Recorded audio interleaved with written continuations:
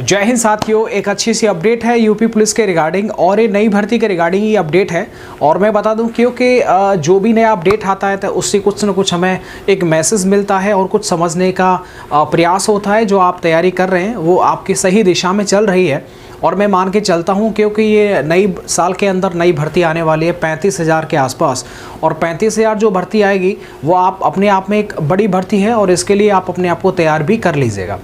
आज का न्यूज़पेपर के अंदर, हिंदुस्तान न्यूज़पेपर के अंदर आपने देखा होगा, उसका कटिंग भी रीड किया होगा। मैंने खुद न्यूज़पेपर जो है वो पढ़ा था और उसमें जो बातें कही गई हैं वो ये बात कही गई है कि इस बार जो एग्ज़ाम होगा 35,000 पुलिस का, तो ऐसे में क्योंकि पीएससी है और आपका सिविल है और फायरमैन है, तीनों वैकेंसी है। तीनों के लिए इन माई ओपिनियन जैसे कि सिविल और पीएससी का एक फॉर्म भरा जाता है, फायरमैन का अलग फॉर्म भरा जाए, ऐसा मैं मान के चलता हूँ। ऐसा आपने देखा होगा, फॉर्म अलग हो सकता है। अब एग्ज़ाम एक होगा नहीं होगा वो तो समय की बात है, लेकिन जहाँ तक बात करें फॉर्म की तो फॉर्म शायद अलग होगा। ठीक है, पीएससी का, फायरमैन का, सिविल पीएससी प्लस फायरमैन का अलग से जैसा देखने को मिलेगा वो मैं आपको बता दूंगा। लेकिन अच्छी सी जानकारी ये है कि बता रहे हैं कि जैसे ही नई साल के अंदर इसके फॉर्म आएंगे और इसके लिए जो एग्ज़ाम कंडक्ट कराएगी उस कंपनी का जो है वो प्रोसेस चल रहा है कि कौन सी कंपनी इसका एग्ज़ाम कराएगी, वो अपने स्तर से जो है उस कंपनी का चयन कर रहे हैं। साथ ही में लिखा गया है कि जनवरी या फरवरी में आपका नया भर्ती देखने को मिलेगा। आप सभी को पता होगा 2024 के अंदर इलेक्शन है, तो ऐसे में जाहिर है कि विद्यार्थियों के लिए अच्छी अपडेट आना, और अच्छी अपडेट में ये कन्फर्म है कि नई भर्ती ज़रूर आएगी। लेट जल्दी आ जाए, थोड़ा लेट हो जाएगी, इसके बारे में तो कोई ऑथेंटिक जानकारी नहीं है, एग्जैक्ट डेट क्या है, लेकिन आएगी ज़रूर, ये कन्फर्म है। तो जितने भी विद्यार्थी तैयारी कर रहे हैं वो कंटिन्यू करिए। इसमें लिखा गया है कि अब जिस बार नए पेपर यानी कि नई साल में जो नई भर्ती होगी उसमें सेंटर्स के बारे में इसमें बातचीत कही गई है कि नए सेंटर्स बनाए जाएंगे। जो ऐसे सेंटर जिन पर गड़बड़ी होती है या फिर संज्ञान में आया है, उन सेंटर्स जो है वो ब्लैक लिस्ट कर दिए गए और आगे भी जो है ब्लैक लिस्टेड कर दिए जाएंगे। उनमें जो है यूपी पुलिस का एग्ज़ाम जो है वो नहीं होगा। और ऐसा मैं मान के चलता हूँ कि नई साल के अंदर ये वैकेंसी आएगी, मतलब 100% भर्ती आएगी। और एक और चीज़ याद रखिए आप, हाँ ये ज़रूर बोल सकते हैं सर न्यूज़पेपर में ही आती है, बाकी रियल में नहीं आती। देखिएगा, कोई भी भर्ती हो अगर वो आती है तो उसके बारे में थोड़ी बहुत भी अपडेट आती है ना, तो डायरेक्ट नोटिफिकेशन में नहीं, नोटिफिकेशन से पहले कई बार वो न्यूज़पेपर्स में आ जाती है। बोलिए हाँ या ना। जब भी नई भर्ती आएगी उसका पहले जो है जानकारी न्यूज़पेपर में आती ज़रूर है, लेकिन क्योंकि वो लेट अवेयर होती है, वो एक अलग है, वो एक लंबा प्रोसेस होता है, लेकिन भर्ती आती है ये कन्फर्म है। ऐसा कभी नहीं हुआ कि सिर्फ न्यूज़पेपर में चल रही है। तो ऐसे में आप ये मान के चलिएगा कि नई भर्ती आएगी, तो क्या आप इसके लिए तैयार हैं, और नहीं तैयार हैं तो आप तैयारी करेगा। यूपी पुलिस के अंदर चयन बहुत आसान होता है और उसका सिर्फ एक ही तरीका जो मेरे को समझ में आता है वो ये होता है कि इसमें 4 सब्जेक्ट होती हैं, जिसमें कि मैथ्स, रीजनिंग, हिंदी और जीके होता है। जिसमें कि अगर आप पूरा जीके पोर्शन भी नहीं करते हैं तो फिर भी आप सिर्फ हिंदी, मैथ और रीजनिंग के बलबूते पर इसमें चयन ले सकते हैं। और मैं मान के चलता हूं कि अगर आप जानना चाहते हैं कैसे, तो इसके लिए भी वीडियो जो है प्लेलिस्ट में होगा, वो आप देख लीजिएगा, तो आपको पूरी बातें जो है वो समझ में आ जाएंगी। मेरा पूरा विश्वास है कि आप अच्छी तैयारी कर रहे होंगे और लगातार आप पढ़ाई करिएगा। कोई भी प्रॉब्लम है तो आप ज़रूर मुझे पूछिएगा। साथ ही मैं कहना चाहूँगा कि आप अपने एग्ज़ाम के लिए नोट्स बनाइएगा, नोट्स पर ध्यान केंद्रित करिएगा और जो भी आप पढ़ रहे हैं उसे टॉपिक वाइज पढ़ें। टॉपिक वाइज पढ़ने के बाद जो नोट्स बना रहे हैं उनको आप रिवीजन करते रहें। ऐसे ही देखिएगा, हिंदी हो या जीके हो, तो इनके लिए देखिए मार्केट में बहुत सारी किताबें हैं जहाँ से आप लेकर सकते हैं और उनका प्रैक्टिस कर सकते हैं। तो ज़्यादा से ज़्यादा सवाल आपको मिलने चाहिए। अगर आपने कोई टॉपिक पढ़ लिया है तो उसके सवाल आप लगाइए, हिंदी हो, चाहे वो जीके हो, चाहे वो मैथ्स रीजनिंग हो, तभी आप अच्छा कमेंट कर पाएंगे।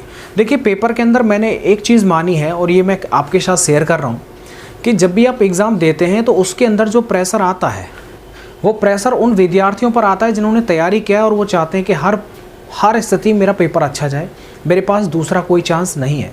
तो ये आप मान के चलिएगा, प्रेशर जो होता है उसे हैंडल वही कर सकता है जिसने घर पर प्रैक्टिस किया होगा। और घर पर प्रैक्टिस करने से मतलब है कि अगर 2 घंटे का पेपर है तो 2 घंटे में से आपका जो पेपर है वो 1 घंटे 40 मिनट या 1 घंटे 45 मिनट में ओवर हो जाना चाहिए। उसके बाद जब आप देखेंगे ना, जब आप एक करने लग जाएंगे तो उसके बाद आपको एक अच्छा सा कॉन्फिडेंस आएगा, जो कि एग्ज़ाम के टाइम पर बहुत ज़रूरी होता है।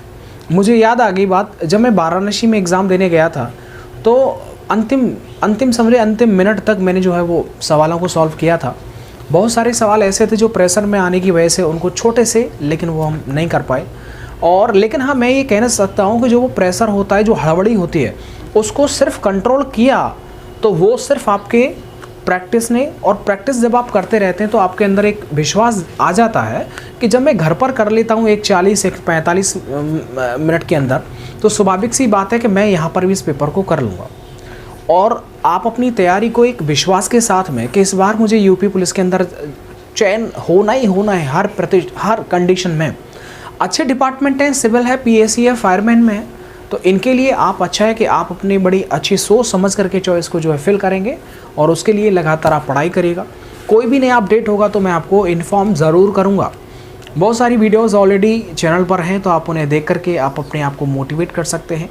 उद्देश्य सिर्फ इतना होता है मेरा कि जब भी कभी कोई अपडेट होता है तो मैं ज़रूर आपको इन्फॉर्म करने का प्रयास करता हूँ समय पर। थोड़ा सा उधर उधर समय नहीं मिल पाता, लेकिन समय मिला, मैं इंस्टेंटली आपके सामने आया। अपना आप ध्यान रखिएगा, और आपका चयन यूपी पुलिस में इस बार हो, उसके लिए अपने आप से पूछिए कि आप तैयार हैं, और आपकी जो तैयारी है क्या उस लेवल है या नहीं।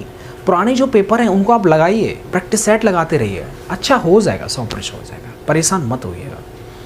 चलिएगा, मिलता हूँ मैं आपको नेक्स्ट वीडियो के साथ। और हाँ, एक बात और कह दूँ कि जो विद्यार्थी जो कमज़ोर हैं और उनको ऐसा लगता है कि यार मैं कमज़ोर हूँ, पता नहीं कैसे चयन होगा कि नहीं होगा, तो मैं कह दूँ कन्फर्म हो जाएगा। आप पढ़ लीजिए, किसी को मत देखिएगा इतनी लाख फॉर्म भरे गए, ऐसा कुछ नहीं होता है।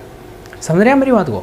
अगर आप ये विश्वास अपने अंदर रखेंगे और पढ़ाई करते रहेंगे ना, तो मैं कहना चाहूँगा कि आपका चयन हो जाएगा। ऐसा बिल्कुल मत सोचिए कि यार मैं तो जो है 5 घंटे 6 घंटे सो जाता हूँ, मेरा दोस्त तो सिर्फ 3 घंटे सोता है, उसका ही होगा, मेरा नहीं होगा। ऐसा सोने वोने से इसका कोई कनेक्शन नहीं होता है, ठीक है? अपना समय बनिएगा सोने का, 5-6 घंटे आप लगातार सोइए। रात में नींद आपको लेना है, वो आपकी दिनचर्या अलग हो सकती है, लेकिन दिनचर्या ऐसी बनाइएगा कि जो रात है सोने के लिए तो उसमें सोया जाए। रात में 11 या 12 बजे तक आप पढ़िएगा, फिक्स टारगेट बनाइए, और मॉर्निंग में उठ के 5:30 या 6 बजे आराम से पूरा नींद लीजिएगा, और फिर आप सुबह उठ जाइए, नहा धो के फ्रेश होके फिर अपना पढ़ने लग जाइएगा, घर पे या लाइब्रेरी में। अगर स्वाभाविक सी बात है खाना खाने के बाद में नींद सा आएगा तो नींद भी ले लीजिए, आराम से हेड डाउन किया और वहीं पर अपने टेबल पर ही थोड़ा रेस्ट कर लिया। ये मैं वो चीज़ें बता रहा हूँ जो मैंने फॉलो किया था। लाइब्रेरी में पढ़ना, लाइब्रेरी में सोना, खाना भी घर से आता था, भैया और पिताजी खाना देने के लिए आते थे। इतना समय नहीं था कि मैं घर चला जाऊँ और खाना लेकर के आ जाऊँ या घर पे खाना खा लूँ।